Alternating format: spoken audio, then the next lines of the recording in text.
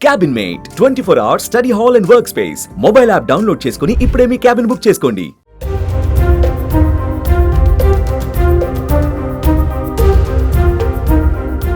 అంతరిక్షంలో దాదాపు 9 నెలలు గడిపిన సునీతా విలియమ్స్ వయస్సు పెరిగిందా తగ్గిందా?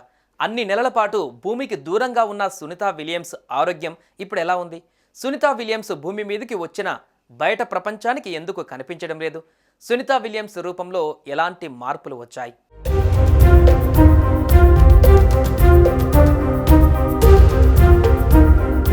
ప్రపంచం మొత్తం గర్వించదగ్గ భారత సంతతి ముద్దుబిడ్డ సునీతా విలియమ్స్ మరొక వ్యోమగామి బుచ్ విల్మోర్లు 8 రోజుల మిషన్ కోసం అంతర్జాతీయ అంతరిక్ష కేంద్రానికి వెళ్ళి వ్యోమనౌక లోపం కారణంగా దాదాపు 9 నెలలు అక్కడే ఉండిపోయారు. స్పేస్ ఎక్స్ సహకారంతో నాసా వారిని భూమికి తీసుకువచ్చింది.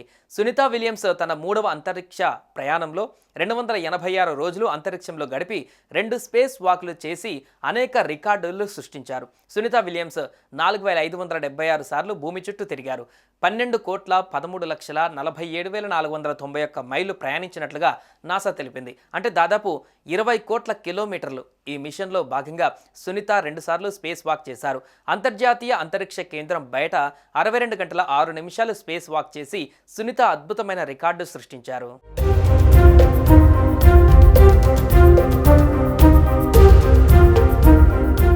గురుత్వాకర్షణ శక్తి లేని ప్రదేశంలో ఉండటం వల్ల మానవ శరీరంపై పెద్ద ఎత్తున ప్రభావితం పడుతుంది. అందుకే సునీతా విలియమ్స్ తిరిగి వచ్చిన తర్వాత ఆమె ఫోటోలలో మార్పులు కనిపిస్తున్నాయి. కుంచించుకుపోయిన గడ్డం, మరిన్ని ముడతలు, వృద్ధాప్య ఛాయలు గమనించవచ్చు. ఈ మార్పులు చాలా మందికి ఆశ్చర్యపరిచాయి. అయితే అంతరిక్షంలో ఎక్కువ కాలం గడిపే వ్యోమగాములకు ఇవి సాధారణమేనని నిపుణులు అంటున్నారు. అంతరిక్షంలో శరీర ద్రవాలు తలవైపు పైకి కదులుతాయి, ముఖం ఉబ్బిపోతుంది. వ్యోమగాములు భూమికి తిరిగి వచ్చినప్పుడు ద్రవాలు తిరిగి స్థిరపడతాయి. దీనివల్ల చర్మం వదులుగా ముడతలు పడినట్లు కనిపిస్తోంది.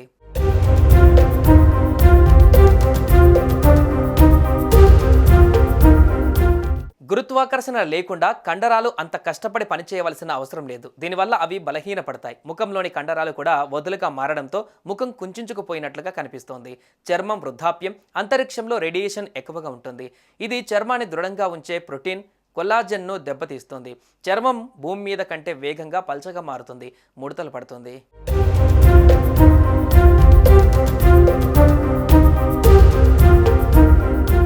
అంతరిక్షం వయస్సుని స్పీడప్ చేయగలదని నాసా అధ్యయనాలు చెబుతున్నాయి. కాస్మిక్ రేడియేషన్, మైక్రోగ్రావిటీ శరీర కణాలను ఒత్తిడికి గురిచేస్తాయి. దీంతో డిఎన్ఏ దెబ్బతింటుంది. సెల్యులార్ లెవెల్లో వేగంగా వృద్ధాప్యం వస్తుంది. టెలోమియర్లు మన డిఎన్ఏని రక్షిస్తాయి, కానీ అవి అంతరిక్షంలో వేగంగా కుంచుకుపోతాయి. రేడియేషన్ తక్కువ గురుత్వాకర్షణ చర్మం స్థితిస్థాపకతను కోల్పోయేలా చేస్తుంది, పొడిగా ముడతలు పడేలా చేస్తుంది. వ్యోమగాములు ఎముక ద్రవ్యరాశిని నెలకు 1% వరకు కోల్పోతాయి.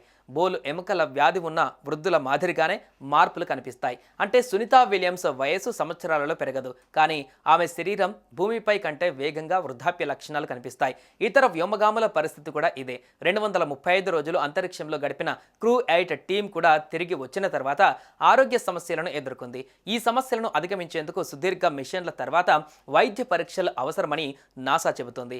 విలియమ్స్ విల్మోర్ ఇప్పుడు నిపుణుల పర్యవేక్షణలో ఉన్నారని పేర్కొంది.